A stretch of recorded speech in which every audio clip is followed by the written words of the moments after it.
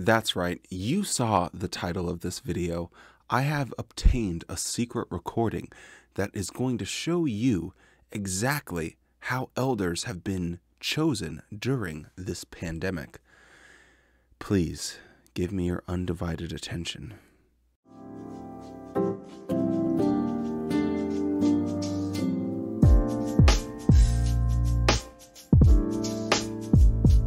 Okay, Todd, we have our 3 ministerial servants ready to go. Let's bring them into our Zoom call and give them their interview and see who Jehovah wants us to pick. Oh, brothers, I'm so fecking happy to be here. I know the congregation is absolutely going to benefit from me, being an elder, and it's so good of you guys to actually, see all the potential that I have to give to all the brothers and sisters. We appreciate it, and we would like to just first go over some of the qualifications that are required of someone that wants to be an overseer. Oh, you don't even have to worry about that. I already read the verses in Timothy, brother. I read the verses in Timothy before I came here, and I was like, okay, I absolutely meet every single one of them, so we can just move right along, you know what I mean? Okay, well, we'll just go straight away into our interview then. Okay, so first off, we would like to give you a scenario, and we want you to tell us how you might handle the situation. Imagine that you're going to a friend's house and you see in their cabinet they have a rated R movie. How would you respond to this? Brothers, this is a trick question. I wouldn't have any friends that had a rated R movie in the house, you know what I mean? Okay, Ben, that's very good, but we're trying to understand how you might handle a situation like that. Oh, okay, I understand. So, I wouldn't even go into the house of these people, brothers, I just would avoid the whole situation altogether, you know what I mean? Okay, Benjamin, I don't think you're quite understanding. Just imagine that you're in the house already. I know you might not have friends like that, but just put yourself in the situation. Are you understanding what this exercise is all about? Yo, yeah, absolutely. Perfect. So, what do you do next? Well, brothers, I think the correct thing to do would be to make sure that I had better friends in the first place, and then I wouldn't even be in that situation, you know what I mean, brothers? Okay, I don't think you're understanding this, so let's move on and try and do a role play. Is that allowed, brothers? Oh, not like that, Benjamin. We are going to pretend to be a spiritually troubled couple seeking an elder's wise counsel. Okay, brothers, so would you like me to be the brother or the sister here? Okay, Ben, so we're doing role-playing, so we are the couple and you are the elder handling the situation. Oh, okay, got you. Brother Ben, my wife, it really feels that she's been flirting with some of the other brothers in the congregation lately, and she doesn't really want to talk about it, which I haven't. Alright then, well, how would you explain that whenever Chad is running the microphones, you always comment a lot more? Or the other day, I overheard him give you a compliment about your hair and how nice it looked, and you never even told me about it. I'm so glad that you guys came to me because I know that I have a fantastic example that will really help you with this situation. So one time when I was in pioneer school, there was some mates of mine that I started to get, a little bit closer to. And one time when the husband went off to the loo, I was sitting there with the wife, and, we were just kind of chatting a bit. And then she asked me, where did I get my tie? And she was clearly, interested in me because, why wouldn't she be, you know what I mean? And so when she was clearly interested in me, I had to, take a deep breath and slow down a bit and then, pray and make sure I meditate and study and make sure I was regular at all the meetings. And after that, I was able to be completely fine. So I think you guys would really benefit from a similar program here of just, prayer and study and meditating and being regular in the ministry and all of those good things. So yeah, I think if you do that, you'll be absolutely lovely. Okay, one more scenario for you, Ben. And this one has to do with sin.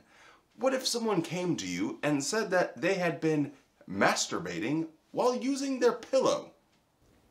Well, it's really hard for me, to answer that sort of question, brothers, because I would never, do something like that. But if someone did come to me, if they had that problem, I'd probably say something to the effect of, you need to pray, you need to meditate, you need to go to all the meetings, and you need to make sure you're regularly in the ministry, Oh, Jason, welcome to our call. How are you? Hello, brothers. First off, Jason, we would like to understand how you would handle the situation if you were at one of the friends' house and they had in their cabinet a rated R movie. So first off, I would wait till I was alone and no one was watching. And then I'd search the cabinet and see how many rated R movies I could find. Once I had all the evidence together, I'd present it to them just so they could see how deep they were in this deplorable sin. After that, I would go to the other elders in the congregation and see if this was a disfellowshipping offense. Okay, brother, but how would you encourage or counsel them? Well, you see, disfellowshipping is a loving arrangement from God, and from the pain and suffering that would come from being disfellowshipped, they would really come to learn the full magnitude of their sin, and then they would never do it again. Okay, let's move on. We're going to do a role-playing scenario. We are going to pretend that we are a couple that's having spiritual difficulties. We want you to see how you would handle the situation as an elder in the congregation. Okay. Okay, Jason, I really feel like we need some help. My wife, I feel like she's really been flirting with some of the other brothers in the congregation lately. Which I haven't. Well, how would you explain whenever Chad is running the microphones, you always seem to comment more? Or whenever Chad is working the Metro carts, you always want to pick up an extra shift? And the other day, I overheard Chad compliment you on your hair, and you never even told me about it.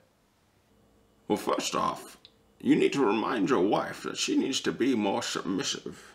See, Adam was created first, not Eve. And Eve was the one that was deceived, not Adam. So men are clearly the more intelligent species. It says it right there in the Bible. So remind your wife of that first off. But remember, we need to be loving when giving our counsel, brother. How might the wife feel if you took such an approach? So are you suggesting that I ask him how she feels? Oh, brother. You should ask her how she feels. That would be so loving. Oh, why? Oh, I see. So we will have evidence against her, she'll confess, and then we'll have reason to disfellowship her. Maybe this isn't the best scenario for us to use. Maybe we'll try a different one. So imagine someone comes to you, and you're an overseer in the congregation, and they confess the sin of masturbation to you. How would you handle such a situation? Can we disfellowship them for that? Thank you for coming. We would like to start off with a scenario just to see how you would handle the situation, brother. Okie dokie. Imagine you're at one of your friends' houses and you walk by their entertainment center and you notice a rated R movie. What would you do? Well, what movie was it? Oh, brother, The movie doesn't matter. We just want to know how you would handle the situation lovingly. Well, I think it does matter. If it's like a movie that has, horrific violence and, just a crazy amount of explicit sex, and it has no, like, deeper meaning or message or, art form of any kind, I think it potentially could have a problem, but if not, I don't know. But you see, the problem is it's rated R. Well, wouldn't the Bible be rated R if it was a movie? I mean, honestly, like, what's the difference between a screen and a page? It's still the same moral, ethical stories being told. So, like, what's the big deal? Brother, you already know the loving counsel we have. You know the answer to your question. Let us move on so that we can all be encouraged spiritually. No, I'm actually curious. Like, tell me, what is the difference between reading the Bible and, let's say, watching Gladiator? Because to me, they seem like they're the same damn thing. Brother, maybe we should move on. Edmund, we're going to pretend to be a couple that is having some spiritual issues and they need your loving counsel and encouragement. My wife, I feel like she's really been flirting with some of the other brothers in the congregation lately. Which I haven't. Well, how would you explain whenever Chad is running the microphones, you always seem to comment more? Or whenever Chad is working the Metro carts, you always want to pick up an extra shift? And the other day, I overheard Chad compliment you on your hair, and you never even told me about it. Bro, like, honestly, you need to just relax. You're literally trying to solve a crime, or you're trying to solve a mystery for a crime that's not even been committed. Like, is there something else going on in your life? My question would be, were you flirting with someone at work or something like that? And now you feel guilty about it, and you're just taking your anger out on her? Like, what's going on here, bud? What kind of spiritual counsel would you give them, though? Let me guess. Pray, study, meetings and service. Okay, well, one last scenario for you. What if someone came and was confessing that they had masturbated with their pillow? How would you handle that situation?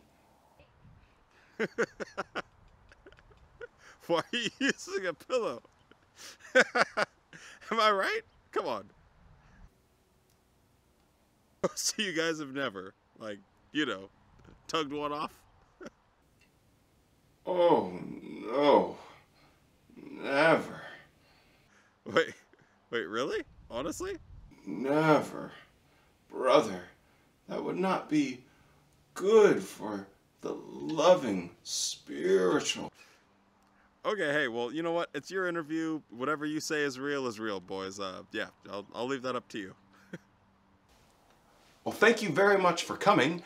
We're going to take a few minutes, pray to Jehovah, and we will let you guys know who is going to be our next elder.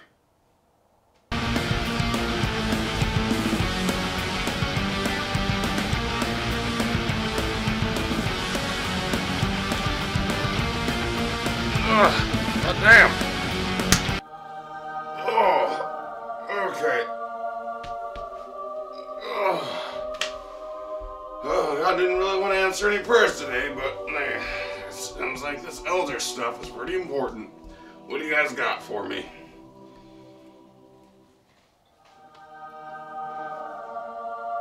Okay. Whatever, that guy sounds like a loser. That guy sucks. So does that cat that's meowing in our shot. It's pretty rough out there. Trying to be God with a cat jumping on your lap and stuff. But that's okay. We'll just keep the tape going. Why not? Well, I actually really like that Jason guy. He seems like he gets it. Women are stupid. They can't be trusted. Go and gather evidence behind people's back. That's important. And also, just fellowshipping is a loving arrangement, and he understands that. So I think he'll make a good elder. Let me just snap my old fingers and send out the Holy Spirit, and they'll get their answer. Well, there you have it. My secret recording that was a complete sham, and you must feel stupid because you just got bamboozled. No, I don't have any secret recordings or anything like that. What this was just trying to demonstrate the absurdity of how elders are actually appointed. Now, it used to be the case that they would write a letter to the branch, and then the branch would say, okay, yes, we've prayed about it, Holy Spirit, blah, blah, blah. They, say that this person should be an elder. And then they stopped doing that, and they pretty much gave the power to appoint ministerial servants and elders to the circuit overseer. Now, no matter what time frame that you're looking at, or, however long you were, or how long you have been out of the Jehovah's Witness organization, everyone knows that the elders and how they're selected is a little bit hinky. And when I say everyone knows this, I'm just assuming that most people are pretty alert. So I'm going to give you a scenario that you're probably familiar with. And this happened to me in every single congregation that I ever served in. So someone would come to the congregation that was recommended, that was served as an elder from another congregation. They would get a recommendation letter from the elders of that congregation. Okay, you have to wait till the semi-annual circuit overseer visit. Then he reviews it, and he can either appoint or not appoint. Pretty much that's how it goes. The brother in question, and if for whatever reason the elders in the new congregation that he moved to didn't like him, if they didn't like that he was Asian, they didn't like that he was black, they didn't like that he had bad breath, they didn't like that he told corny jokes, they didn't like that he wore striped suits or mismatching socks, it could be for any crazy reason, they wouldn't appoint him. Now, the funny thing that I have experienced in my time in the organization was someone would move from one congregation as an elder, come over, they would spend 1 to 2 years not even serving as a ministerial servant. They would just, nothing at all. They wanted to, and they were semi-vocal about it. Or if I just asked, hey, you served as an elder in the previous congregation, do you not want to here? No, they would be vocal. No, I want to. I don't know why. I haven't been appointed. And then after 1 or 2 years, they would move back to their old congregation, was one scenario, or they would move to a different congregation and immediately get reappointed as an elder. So think about this. I'm an elder. Nothing's changed in my life. I move from congregation A to congregation B. Congregation B doesn't appoint me as an elder. I move to congregation C and I'm immediately appointed by congregation C. Tell me in what freaking universe that this is a process that is done by God and the Holy Spirit. It immediately dismantles any notion that you could possibly have that elders are actually appointed by God himself through Holy Spirit and all this craziness. Because if they served in one congregation and God appointed them there, there's no reason that it wouldn't be in a different congregation. So my brain goes to, okay, well, what's the variable? The variable is the other elders that are serving. I knew someone that served as an elder for over a decade, and he did everything. He did everything right. You know, he was regular in the ministry. He was always commenting. He gave really good talks. He was actually more interesting, charismatic, you know, fun, or at least not, maybe not fun, but engaging whenever he would give up one of the theocratic ministry school parts or whatever he had, even if it was a demonstration or something. And in every respect, it could be a someone that you think, oh, that's an automatic elder. But he wouldn't get appointed. Now, this was something that I found interesting because I had a few pimo, physically and mentally out, elders email me.